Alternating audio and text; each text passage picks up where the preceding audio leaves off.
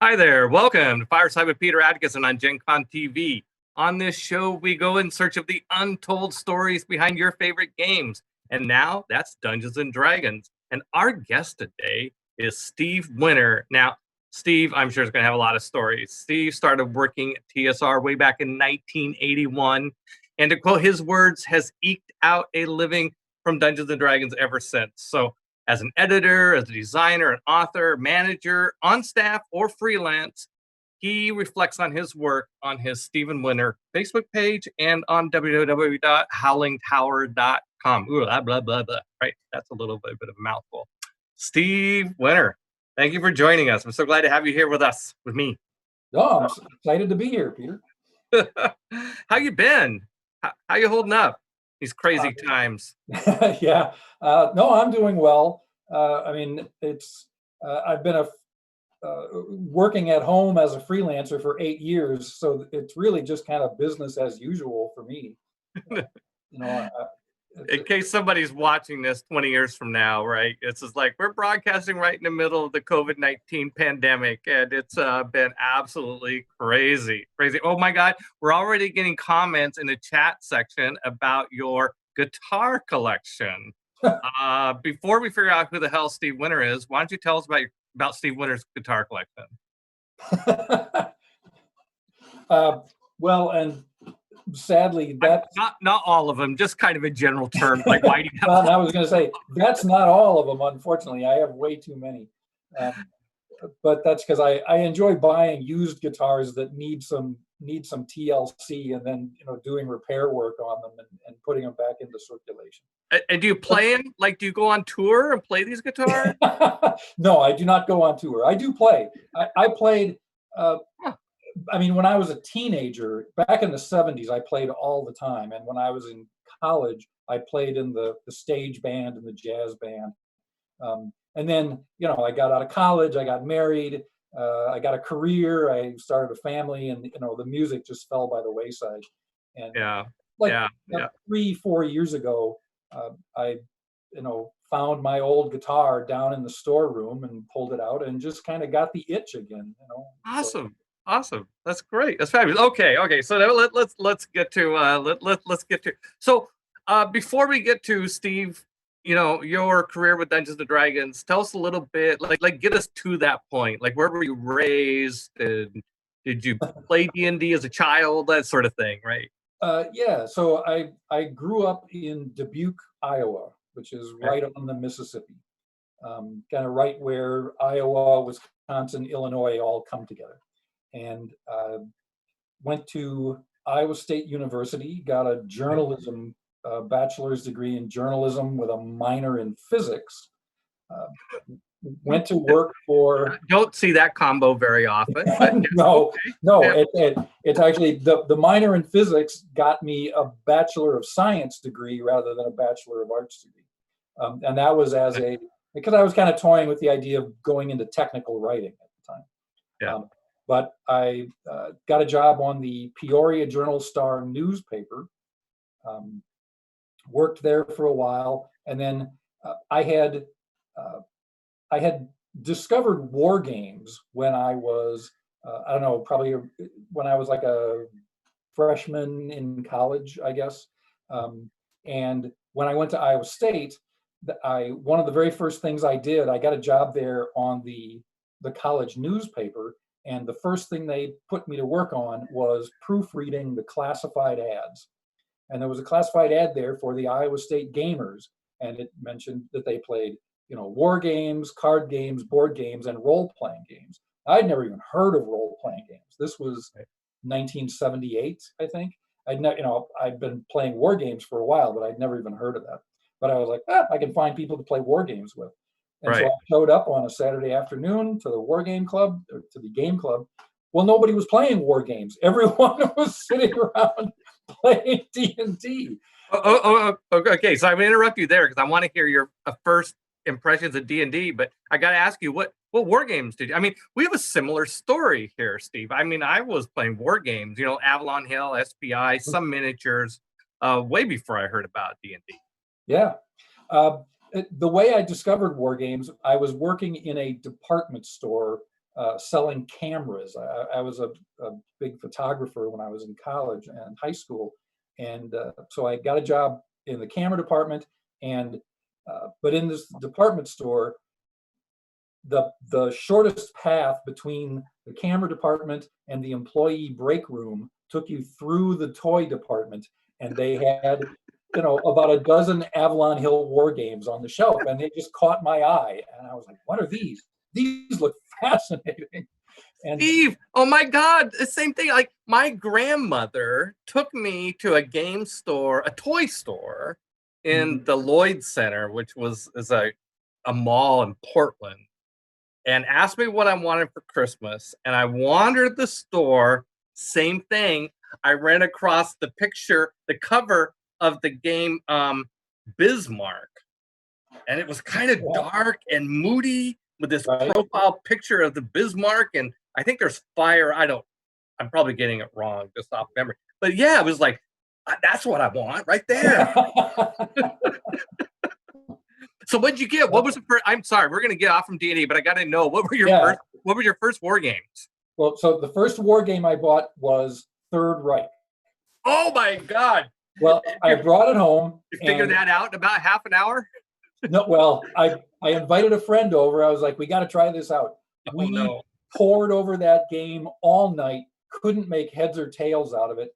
The next day back at the store, I was like, all right, I didn't want to give up. But I knew, I had read the back of the box, and it said this is an advanced game, right? Oh, phew. And so I started looking through them, and I found one that was rated lower, which was the Russian campaign. Okay. So I bought that, took it home. We took that one we were able to figure out, right? Yeah, that was a bit more doable. Yeah. So we played that one a bit, and then the third one I got, and the one that really set the hook, Tobruk. Tobruk. Yes. Oh wow. That's you're halfway to role playing already when you play Tobruk, because you're like commanding individual tanks and squads of right. We played the heck out of Tobruk. Oh my God. Wow. That was actually when I went to that first meeting of the Iowa State game. That was the game I had tucked under my arm. I was looking for somebody to play Tobruk. Nice. Okay, so you showed up at this the club. Nobody's playing war games. So did somebody invite you to play D&D and explain it or something like that? What happened? Yep. Well, the first role-playing game I played was actually Gamma World. Okay. Somebody was just starting up a Gamma World game, and he was looking for players. A lot of other people, the games are already going on. So I played Gamma World. It took 20 minutes to create a character, and within 10 minutes it was dead. Because it's Gamma World and everything will kill you. But then I played D&D shortly after that. I got pulled into a D&D game, and there were such characters there in terms of, actual people who were characters, right? There was a guy who ran one of the big DMs there. I don't recall what his name was. Everyone called him Standing Bear. He had a T-shirt that said "Standing Bear." That was what everyone called him. He wore the same T-shirt every Saturday. There was another guy. Probably on Monday, Tuesday, Wednesday, Thursday. Yeah. I only saw him on Saturdays. Maybe he wore it all week. There was a guy. What the heck was his name? Corrigan, something like that. By the way, you have somebody, Alim Bick Bassett or something like that, who's giving you lots of props. You're a great guitar player, and you taught him how to play Starfleet Battles. Oh, I'm not sure. I know. I'm sure there's lots of people I talk to on the chat, and I have no idea who they are. But Well, I'm glad I taught you to play Starfleet Battles. You'll have to let us know what your actual name is. So this might be a guy from the Iowa State Game Club. Yeah, it's exactly. All right, so let's try and so you eventually. Let me ask you this question before we leave this era. What was your first impression of role, irrespective of Gamma World or what? Like this whole idea of playing a role play game and how it's structured. How did that hit you like It crazy? just, yeah, it was like a bolt of lightning. It absolutely just floored me, right? I Yeah. mean, I thought this was the greatest thing ever. It was. It was. Yeah, yeah. It's Mike Miller. It's the Oh, but yes, I went to high school with Mike, high school and college, and yeah. That's great. Hey, Bugs. Yeah. Okay. So yeah, bolt of lightning, and it's obviously this was going to change your life forever. So you dived into, I assume you dived into all the games, and I guess up to how you got involved officially then in Dungeons and Dragons. I mean, with TSR basically. How did this lead to a career? So I was working at the newspaper in Peoria, Illinois, the Peoria Journal-Star, and playing games. I went to the game store, pulled down the latest copy of Dragon magazine, and I was flipping through it because I was a poor newspaper reporter. I couldn't buy the magazine, just had to read it there in the store. And but there was an ad saying, "TSR, we're looking for editors." I was Right. like, "Oh, what the heck? I love D&D. I'll give it a shot." And that was it. I sent my resume and I got a phone call. Huh. I drove up. They set up an appointment for an interview, and my car broke down. I had this beat up old VW Beetle, and I'm driving, to Lake Geneva, Wisconsin, and my car broke down halfway there.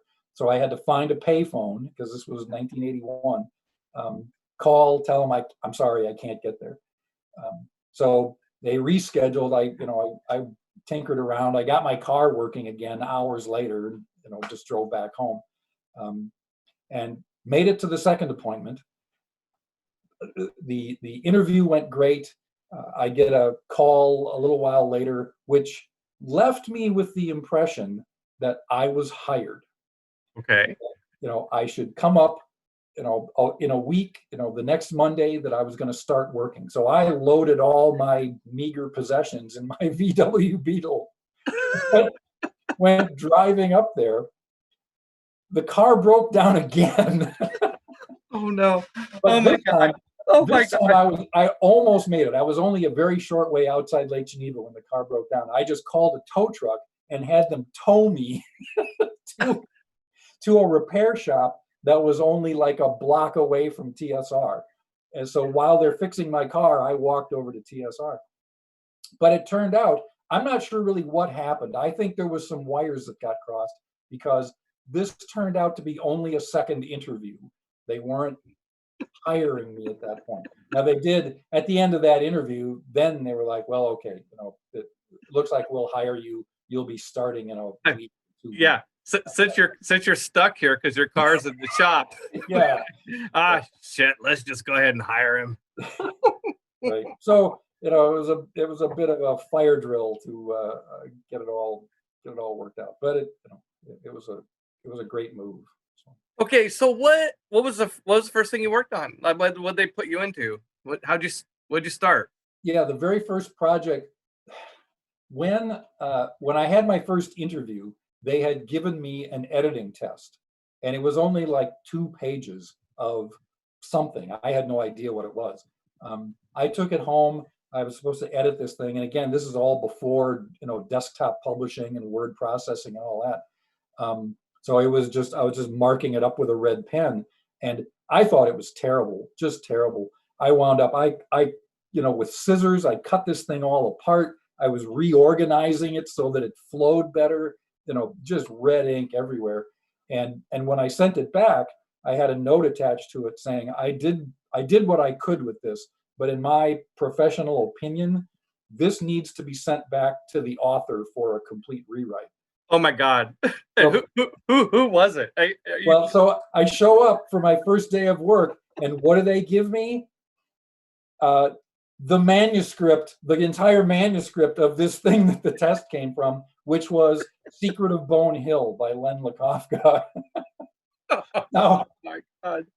And of course, the piece of it they'd given me was, it was the absolute worst 2 pages from the manuscript, right? It turned out God. it's a pretty good adventure. I've met a lot of people who say that that's their favorite adventure of all time, right? Yeah, that's Yeah, funny. it was that was like a stab through the heart when I got this and I realized what I'd been given, and then I was like, oh my God, they want me to make something out of this. But as I said, it was once you got the big picture, Well, it's funny. We had back in the early days of WotC before Magic. We did a lot of role playing games even up after Magic was published for a couple more years. And one of the authors that we worked with, who we loved dearly, but his prose needed a little bit of work. He was associated with Talislanta. I won't mention names.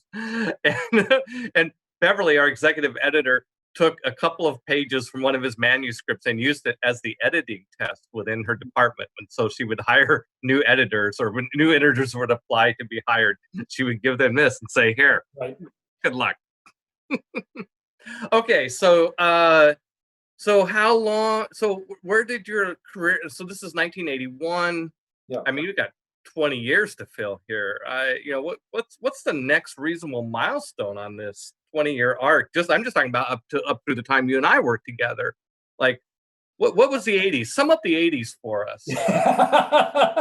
Big hair, shoulder pad. I don't know. How did we get through 20 years in a half hour?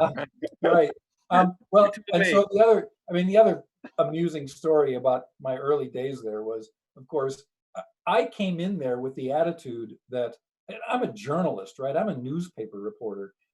I'll stay here at TSR for a year, 2 years. I'll have some fun. I'll have something to put on my resume. But eventually I'm going to go back to newspaper work. And of course, the thought in my head is this role-playing thing, ultimately, this is a flash in the pan, and newspapers will always be here. Well, we've seen how that turned out. Yeah, that's that's kind of like the talk my dad gave me about this whole Magic Gathering thing. Don't leave Boeing. You've got a 401k at Boeing. Don't go off and do this crazy game company. Yeah. But the big things in the 80s, Star Frontiers was a huge thing. We had Troy Denning and I were the editors on that. And that was like the first real crisis point of my employment there, because it was the process of how Star Frontiers came to be was just so excruciating. Troy and I used to joke that TSR was going to have to pay for us to go through rehab when it was done, because we were drinking so heavily while we were working on that game, because it was, we were doing 14-hour days, and then we would go get drunk and go to sleep and get up the next day and come back in hungover and work another 14 hours. Oh my God. Now refresh my memory about Star Frontiers. I'm kind of drawing a blank on what it was. Was it? Well, it was a science fiction role-playing game, and it was geared at definitely skewed toward the youngest end of TSR's customer spectrum. We were, we were looking for, we wanted it to be accessible to bright 10-year-olds. Right. So it was, and the original game was called Alien Worlds, I think. It was designed by Lawrence Schick and Zeb Cook. Okay, sure. But then it was a hardcore science fiction game, right? Right. And it was decided at some point that game was too complex, and that they needed something much simpler. That the audience shifted, and so but because that decision was made so late in the process, basically they had to get everyone in the design department involved in redesigning what Lawrence and Zeb had done. In the end, I don't even think much of their original work really survived. But it was, what made it such a nightmare was that so many people were working simultaneously on individual pieces, right? Right. And you got, Tom Moldvay is designing the combat rules, and Harold Johnson is designing the weapons, and they're doing it simultaneously, and they don't really know what each other is doing, right? And Yeah. I mean, there were times when I'd be sitting there, Harold would bring something in, set it on my desk, and then I'd be working, and Tom Moldvay comes in and says, where's that new material from Harold? And I'd say, oh, it's in the stack. And Tom would, find it and look at it and be like, oh, this can't work. Right? This doesn't work with what I just did. So then he would take Harold's work away and fiddle with that. And in the meantime, Harold comes back and he's like, wait, I want to make some changes. And I'm like, you got to go talk to Tom. Right. I mean, it was just, oh my God. Everybody was working at cross purposes. And it was such a nightmare that for years I would not play Star Frontiers because it was such a bad memory. And finally, sometime within the last 10 years or so, I got roped into running a Star Frontiers game at the North Texas RPG Con. And I had so much fun. I really, I gave it a second look and I thought, this game actually turned out pretty well. I'm pleased with it. Cool. All right, well, let's. I'm going to steer you back to D&D. Is there anything in the '80s D&D related you want to talk about, or shall we go to the glorious '90s? I mean, I guess '80s. That was Dragonlance. That was probably the biggest thing in the '80s. Oh, what did you do on Dragonlance? Tell us that. Nothing. I had no involvement with Dragonlance at all, other than co-authoring one of the novels. But no, Dragonlance was I was pretty much always on the TSR had things divided up into product groups. Right. I pretty much always worked on the group that was focused on the core rules, on the rule books themselves. And there was a separate Dragonlance group, and I never got to join. Okay. So we're gonna look for an intersection of Splinter, Dungeons and Dragons, and something we've heard of. Okay, all right. So now I have to try and remember what else happened. And turn it into a haiku. Turn it into a haiku. Okay. No. I have to kind of search my product shelves here and try and remember what else. I mean, the hugest thing from the '80s was second edition. Work on second edition started in the there you go. Right? Yeah. And I mean, that was kind of a golden time, all right, because Zeb and I got actual offices down in a portion of the building that was very quiet and secluded. We had side by side offices to just focus on that.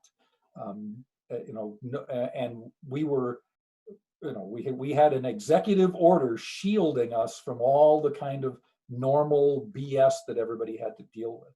In other words, you were quite a ways away from Harold Johnson. Well, yes, but Harold was generally not.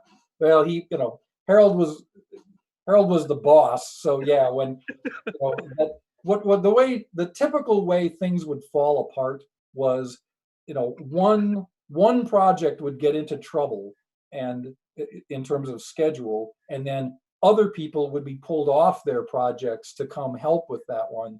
And by the time that one was done, other projects are in trouble, and now you need to, rearrange the schedule yet again. Yes, I love that phrase. The typical way that things would fall apart. That's just perfect. Yes, that was. Trying to run a business is it's just crisis management. There's an awful lot of it. All right. So, all right. Well, let's go to the. So you were an editor then on like second edition core books, or? Yeah. I was the sometime around the mid '80s, I guess. I became I don't remember what the title was. I was editor, then I was like senior editor, lead editor, managing editor, and then got pulled into doing second edition, and then I was just second edition editor again until that whole project was done. Yeah. All right, great, fabulous. All right, so let's go up to the '90s then. I don't know, maybe take us up to fairly close. Like, what were you doing kind of in the years leading up to when things kind of went, when things literally went south for TSR, and I got to come join you guys what were you doing kind of in that period leading up to that? That was for the bulk of that time, I was the creative director for AD&D. So in Wizards parlance, I was the product manager, I think is what right. the term for that was. But you mean AD&D's second edition, right? Yes. Yeah. Yeah, because it was still called AD&D at that time. Yeah, right. So again, that meant the core rule books, and I did have control over a few of the kind of short-term world settings. Like Al-Qadim was one of my product lines. We were really proud of. The thing that I loved most about Al-Qadim was that we planned it right from the beginning. We sat down and said, this is going to be a 2-year product. And right. At the end of 2 years, we will reevaluate and see whether it should be extended for a third. But the third is a hard cutoff. We are not going to go more than 3 years. Because we had seen so many other product lines that just sort of, spiraled into disinterest after that time period. It was like, right. Let's front load everything we want to do into 2 years and get it all done. Right. And yeah, that was a fantastic product line. And a lot of the credit for that goes to Andrea Hayday. She was the lead editor on all the projects. I so enjoyed meeting her and Troy Denning, right? They were married, right? Yeah. I didn't get a chance to work with them, but when we were acquiring TSR and moved out and it came out to Lake Geneva a few times, I really liked the two of them. Really nice. Yep. So you worked with Andrea. So what was your role on Al-Qadim and Andrea's role and anybody else who was really crucial to that? So I was the product manager, the creative director, which I'm not sure why TSR chose that term, creative director. Most companies that has more of a graphics implication. Right. But that was what we called it at TSR. And Andrea was the lead editor on most of the Al-Qadim products. I don't think all of them, but she was. She worked hand in hand with the graphic design department and like Dave Sutherland in mapping on the early projects to really establish the fantastic look that those projects had. Well, who was writing it then? Of course, Jeff wrote the original book, the rule book. Jeff Drum. Right. And I believe Zeb wrote the first support project. And then after that, we went to, some of the freelancers who, had a established track record, people we knew could handle complex assignments at that point, because they were the way those products were structured was it was typically there was a small setting expansion and an adventure in the same package. So you're getting some kudos from Celestian GC, who writes 2E core rule books were the best amalgamation of AD&D rules. That was the whole point. There you go. There it is. We got the word right. So what were you doing when late 96, early 97? Is that still what you were working on when TSR ran into its financial lockdown? I was the AD&D product group manager at that point. So I'm trying to remember what we were doing. A lot of my product line covered things like the leatherette books, right? The brown covered PHBRs and the DMPRs and the green covered historical reference books, which were kind of a sentimental baby of mine. It was a nice series, Steve. I thought so. They didn't sell all that well, but I thought they were some of the best products we did at that time, and it was an area that nobody else was really devoting much effort to. That's great. So what? I was a big fan of those books. I had a half a dozen of them at least, and stuff. So So what was it like? What was your, so then TSR went into its lockdown, couldn't get any sales, and things were really gloom for a while. What let's kind of skip past this depressing.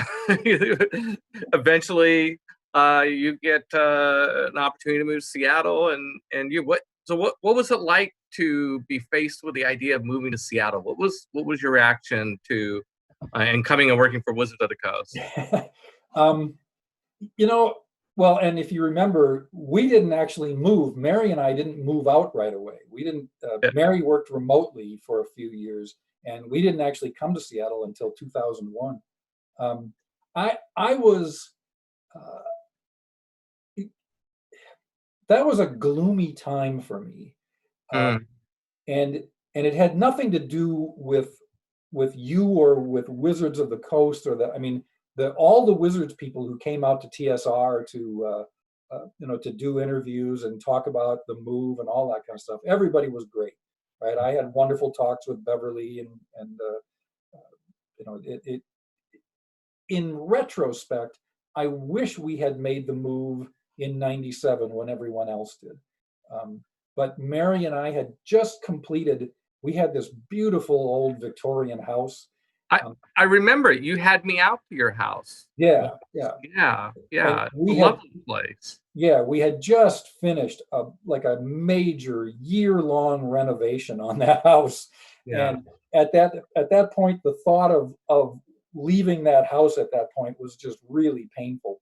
And it was a very tough decision to make, to stay in Wisconsin for a while and not make the jump out to Seattle. In hindsight, it probably should have made the jump. But on the other hand, I got while Mary was working remotely for Wizards and I was working freelance, I got to spend 3 years kind of as a semi house dad with my boys when they were little and lots of fun to be around, and so it's not like I regret it. I had a very good years there. Professionally, I probably would have been better off to take the very generous offer you made and move out to Seattle. I'm glad it was considered generous. Obviously, I offered too much,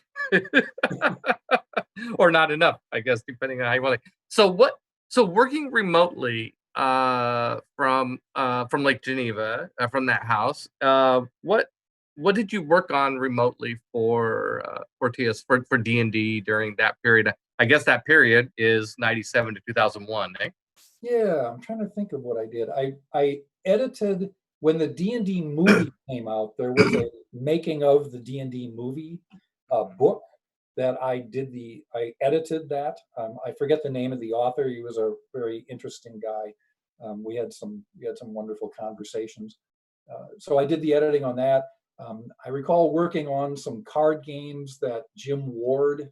Hold on a second. Okay, Sure. Whoa. I just kind of sailed past that. Like, you talking about that really horrible D&D movie? Yes. Yeah, the first of the D&D movies. And you did the making of that movie. Okay, I just couldn't let that slide. I mean, yeah. So when I was all done with, I mean, the good news is, I'm sure the book was way better than the movie. when I got done with all the editing, and as I say, I the author of that book, who had written quite a few of these making of inside Hollywood kind of books. Right. He knew the film industry quite well, right. Which is something I've always had an abiding interest in. And when it was all done, and I had turned the manuscript over, because I didn't want things to be colored too much. I wanted to approach this with a clear mind, right? But when it was all done, so you didn't watch the movie? I had not seen the movie yet at that point. No. Oh, okay. So you wrote a movie about the making of the movie. I mean, you wrote a book about the making of the D&D movie, but you didn't watch it until after you wrote the book. Right. Exactly. Oh my God!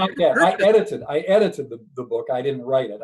The author was another guy. Okay. Right. But so when I was all done with my end of the project and had turned it over to, I think Wizards were the publishers on Maybe not. Maybe it was a licensed thing. I don't remember. But I don't think we were. If we were, nobody admitted it to me.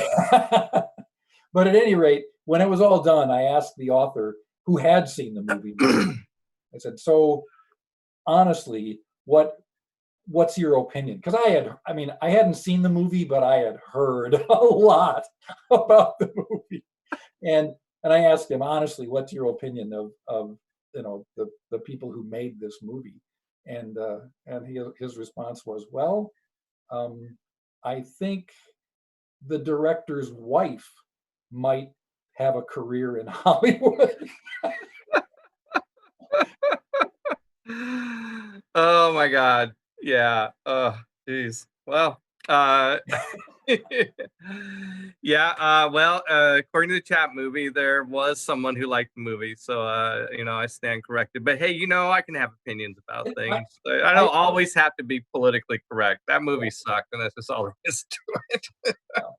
I was at a party with some very dear friends from the early days of TSR around that time, and I had seen the movie by then, and I was giving some very strongly negative opinions of it, and it turned out that the wife of this friend was kind of offended because she had thought it was a perfectly enjoyable movie. Oh, good. I mean, it's great that it's just like every role-playing game that's ever been published. Someone out there is a fan of that game and thinks it's the best game ever made. And God bless them, and go geeks, go nerds. That's great. Okay, so third edition came out in this time.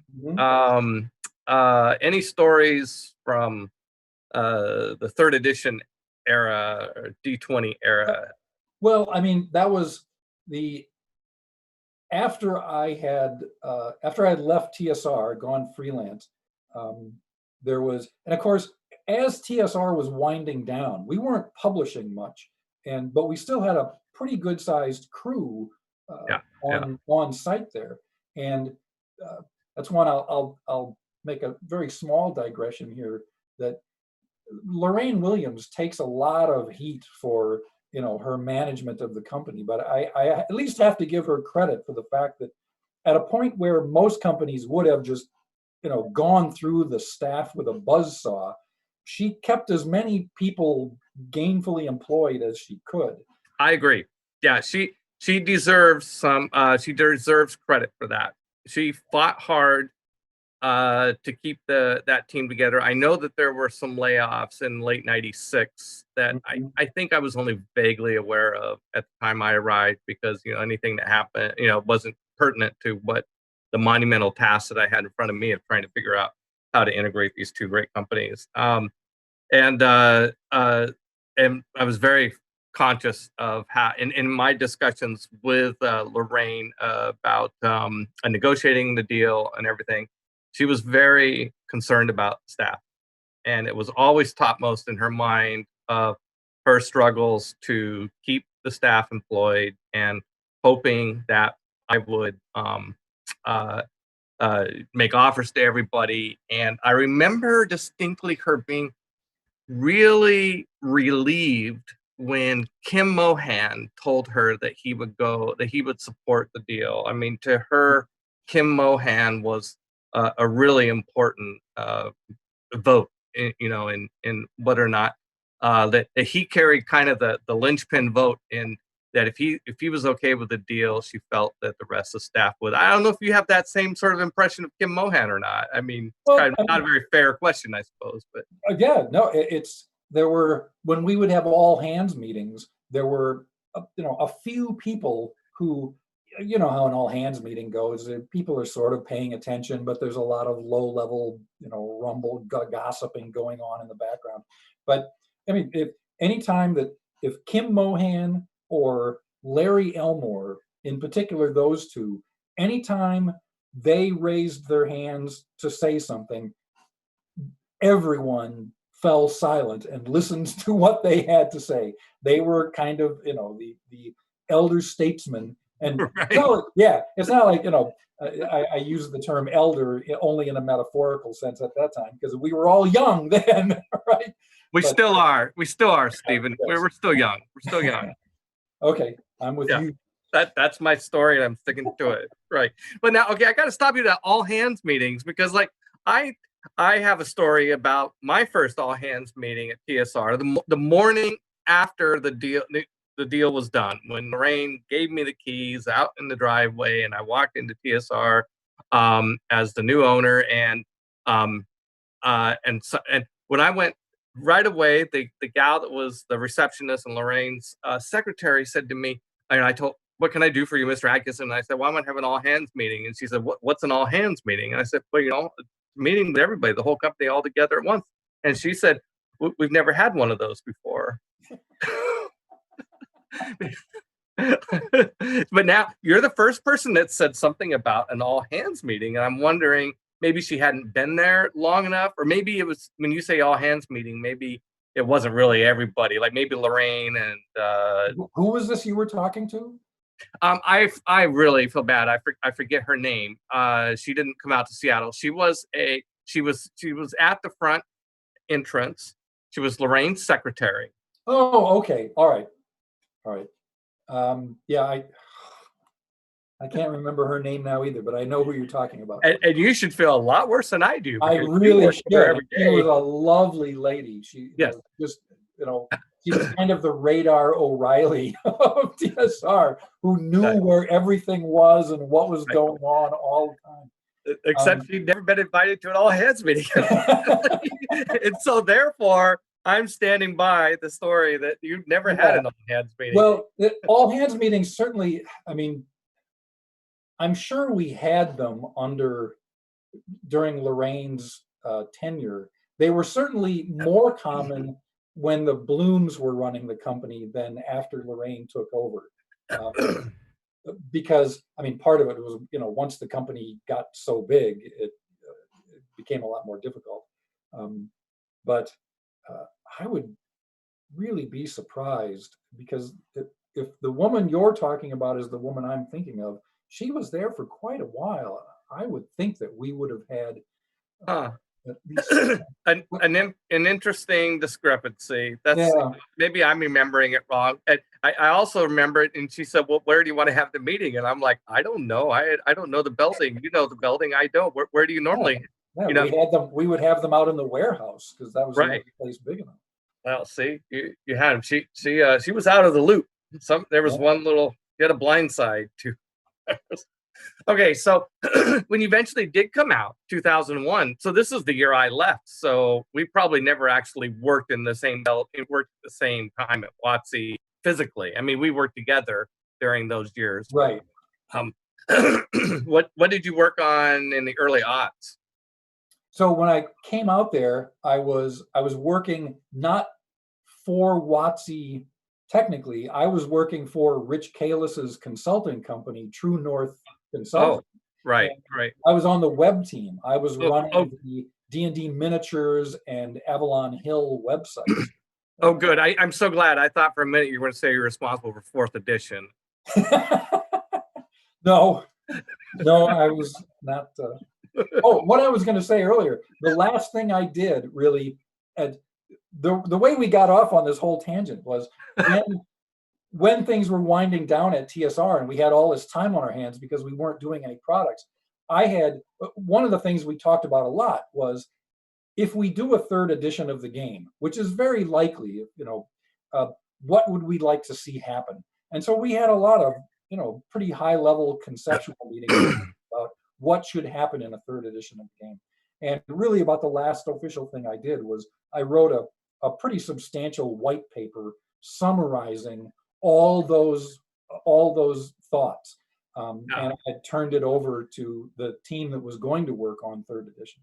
And I remember that. When I was working there in around 2001 or 2002, at some point, Jonathan Tweet walked into my cube with a copy of that white paper and asked me if I remembered it. And of course I did. And he just said, this was really valuable to us, which I thought was Good. that was a very nice thing for him to say. I kind of wish now I had asked him for a copy of it, because I don't have one anymore. I'd sort of like to know what it was. I remember some of it, but not all.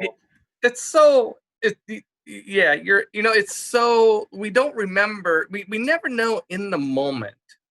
In the moment, we never know those things that years later we will wish we would have kept, right?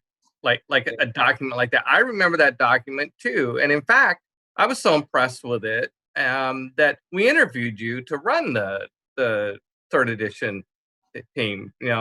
We the guy that got the job is going to be my guest next week. So Bill Slavisek, I'm sorry we turned you down for that, but it was a great paper. I'm glad. It's I can't take all the credit for it, because it was it was the whole team contributing to it. I just happened to be the guy who wrote it all up. So right. So were you doing work for D&D while you were with Rich there for a while on True North? I don't. Well, I did some writing. I know I contributed to some of the 3E and 3.5 monster books. Oh yeah, sure. Those are. I remember writing a big section on mind flayers at one point, and I forget what else I worked on. But yeah. Well, Rich is Rich and I go way back. We gamed together. We played D&D together back before Wizards of the Coast. I knew him socially. He was in my gaming group in the late 80s. Always loved it. It was I had a terrific time working for Rich. We had a it was a small group, but and I was kind of the outlier. Most of what they were doing was working for Hasbro, doing website work for Hasbro, and I was the only person there who was really devoted full time to doing work for WotC. Right. But yeah, we had it was a good company and a good crew, and then Rich, that company True North folded up around Hasbro changed its policies for working with independent contractors, and around 2004 or 5, and those changes made it kind of impossible to keep the company going. So Rich folded it up, and then Wizards hired me on full time at that point to essentially keep doing what I'd been doing through True North Consulting. So sadly, you were gone already by then. So. Oh, I was way gone by then. I bought by then I bought Gen Con in 2002. And then I started Hidden City Games in 2004 or 5. I can't remember which. It's all blur. So what? How long were you at Wizards during that stint? When you came back, when Wizards hired you in 2004-ish, 5-ish, right. How long did you stay? Until December of 2011. Okay. Wow. I think you may have worked for Wizards longer than I did. Well, I know people like Jefferson Dunlap certainly have. Jefferson way longer. And so were you still working on D&D stuff up to that time, or? Yeah, at that point, so I had been doing the website for quite a long time, and then when D&D Insider, the first version of D&D Insider came along, I was on that team. I wound up at one point, I was the editor-in-chief of Dungeon and Dragon Online for that. I did that for about a year, basically until the magazines shut down for retooling, I think, at which point I transitioned over to the community team to do I was the community manager, which, man, I loved that job. That was, that was a lot of fun. But I was there for about a year, I think, and then things kind of got shuffled around and I got laid off. I did come back a year later after that and as a contractor again to do more online work, but I've mostly been working freelance since then.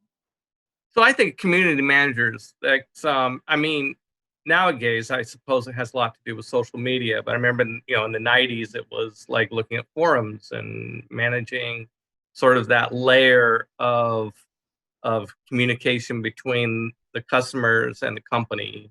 Yes. What were you? What was that like? Like, were you on? I mean, Facebook, was that a thing yet, or was it still forums? Facebook was around, but it was not nearly as big as it is now. Twitter was kind of really getting big at that time. We spent a fair amount of time on Twitter, but the forum TSR Wizards still had its own dedicated forums at that time, and that was the primary focus. And the thing that I take a lot of pride in is that when I stepped into that job, the forums were pretty toxic. They had gotten to be a very nasty place, and the usage was dropping off. And I came in and essentially, we got permission to really make a deep dive into those forums, very hands-on, with myself and the mods, and just make our presence known. Yeah. And it took time. It took probably 6 months, but I feel like we really turned it around. The forums became a much more welcoming place, and usage was way back up again. Good. Yeah, you got to give the trolls a boot, man. They just got to get them out of there. So what? All right, we're getting kind of in the final stretch here at this point in our time together. I kind of want to find out. So, what are you doing these days? What are you working on lately? Well, I mean, I've done a few big projects for Wizards in the last few years. Tomb of Annihilation was one of the authors on that. That was an enormously fun project. I really enjoyed that. The bulk of my work these days is with Wolf Bauer at Kobold Publishing. Oh yeah, of course. Right. I was involved with he has his house world is Midgard, and we just there's been a lot of work converting some of the older Midgard products to 5th edition.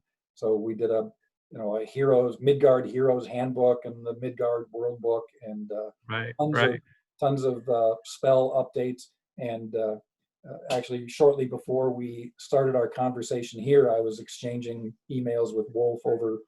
We have a big. It's not exactly a mega dungeon, but it's going to be a great big dungeon adventure with huge maps and things like that. I'll be doing most writing on that. So we're in the planning stages on that at this point. And what was Tomb of Annihilation? I missed that. Tomb of Annihilation was the Wizards hardcover adventure from must be probably 2 years ago now. It was the big jungle adventure in Chult. It sort of it's like the reimagining of Tomb of Horrors with a Sirarak at the heart of it. And but I got to write the part that I really love, which is the hacking your way through the jungle with machetes in order to get to the lost city. So I got to do tons of these little Tarzan type of adventures all through there. And yeah, I have Monty Cook on my show a few weeks ago, and he wrote was it Tomb of Horrors? He got to do the reboot of Tomb of Horrors. I'm starting to get I think it was Monty. And he was so blown away that he got the assignment because he hadn't been working at TSR very long. And that might have been Bruce. Are you thinking of Bruce Cordell? Bruce. Oh yeah, it was Bruce Cordell. Yeah. Oh yeah. I should just never. He did Return to the Temple of Elemental Evil. Okay, so I should never tell stories about. I remember. It relies on memory. I should just make up stories.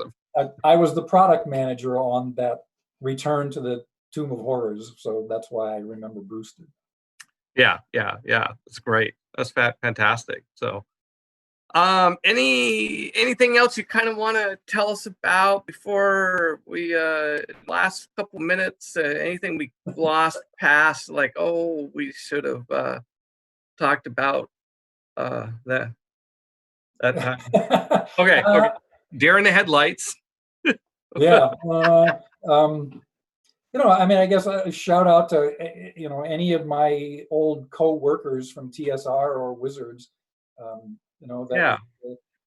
It was, that was the best crew of people I ever worked with, and I mean, some of it's nostalgia. You think back, again, we were all in our 20s, right? Excited, tackling something new. D&D was a brand new thing. We were reshaping the world. And oh, holy cow. I mean, even in the early 80s, we had no idea the influence that this thing was going to have on popular culture. We knew it was popular, but it was still just a game, right? Right. Yeah, it's I get a huge amount of satisfaction every time I see, D&D mentioned on a television program or anything like that, where you think, wow, we changed a lot of people's lives. By the way, Derek really loved your jungle adventure stuff. Thank you, Derek. I'm glad.